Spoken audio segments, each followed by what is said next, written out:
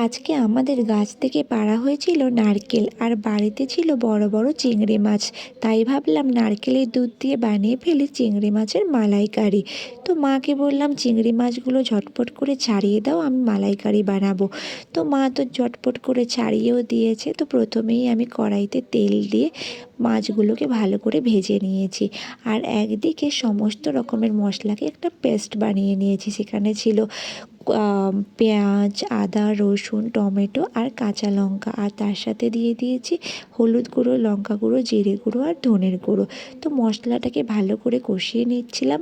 আর এদিকে করে নিয়েছিলাম নারকেলের দুধ, বের করে নিয়েছিলাম। দেখো নারকেলের দুধটা কতগুলো বেরিয়েছে। তো আমি মশলা কষানোর পরে নারকেলের দুধটাও দিয়ে দিয়েছি।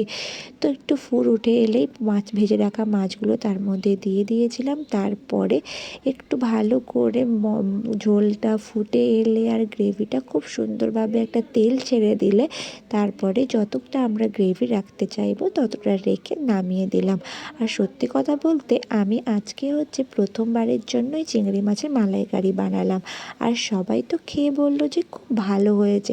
আমিও বুঝতে পারিনি প্রথমবারেই আমার এই রকম রান্না ভালো লাগবে সবার। তো এর পরের বারে আরও ভালো করে বানাবো।